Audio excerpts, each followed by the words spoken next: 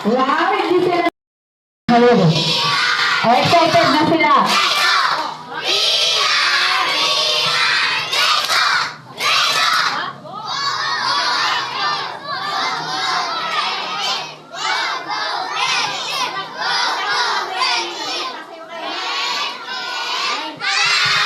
Wow, very good. Grade 3. Okay, in 5, 4, 3, 2, go!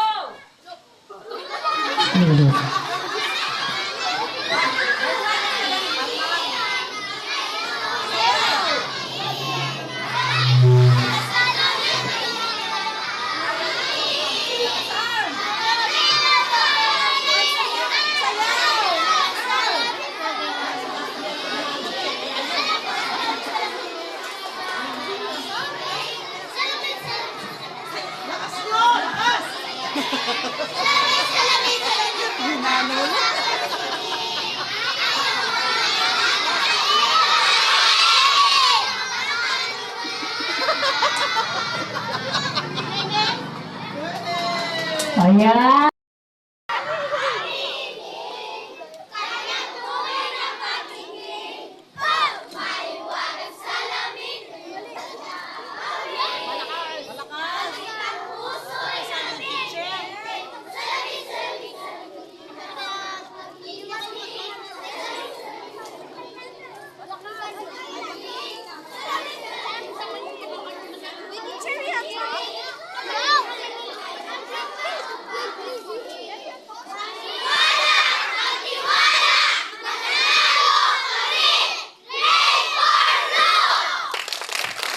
Ayan, palakpakan po natin ang ating mga grades mo.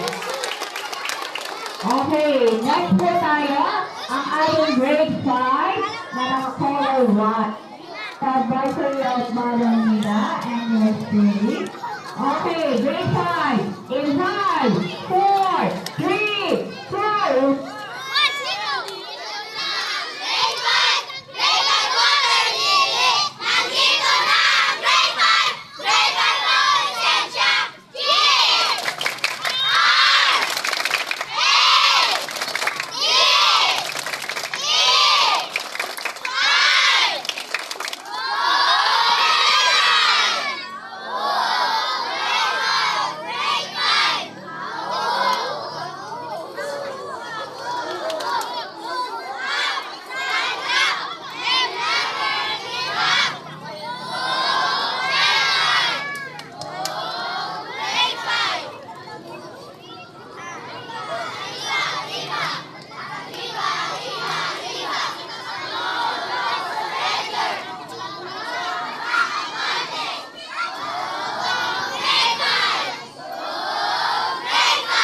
okay, ayan. Palakpakan po natin.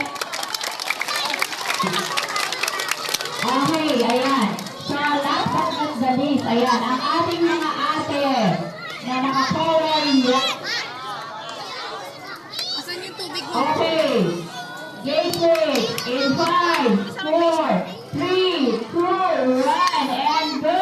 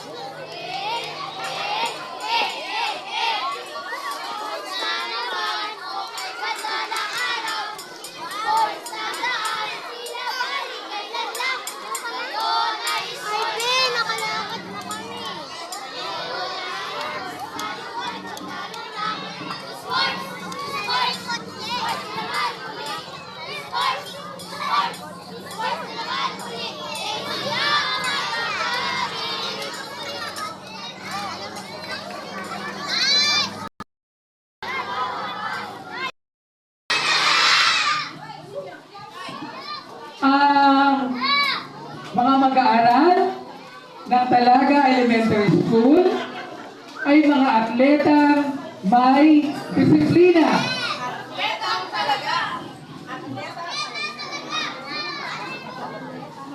atletang talaga.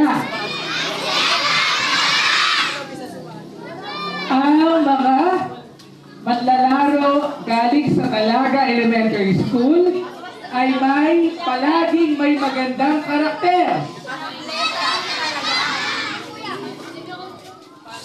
Ang manlalaro o atletang Talaga Elementary School ay palaging nasa oras.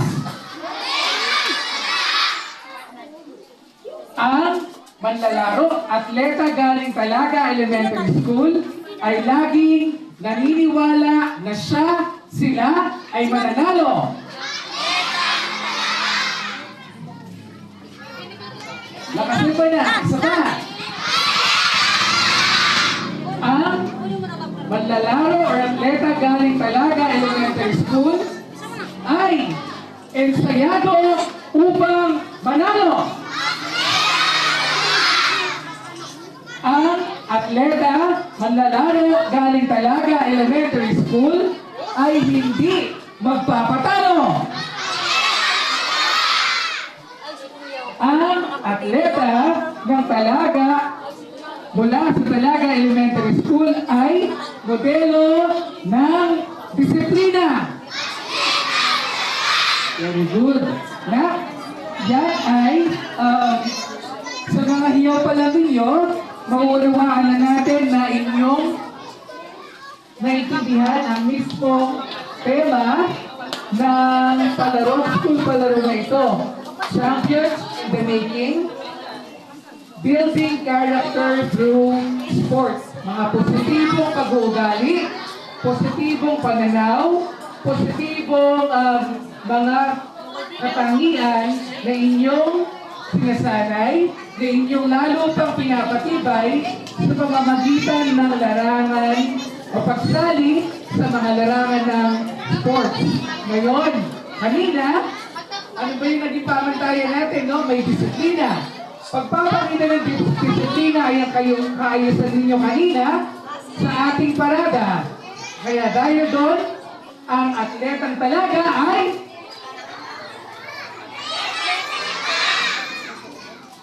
tapos kanina, napaka-binaw ng hiyaw lalo na ng mga dash kayo, no? Pero nangibabaw yung hiyaw ng mga atleta na naka-asul dun sa may bandang likod. Sabi, naniniwala, nagtitiwala, kami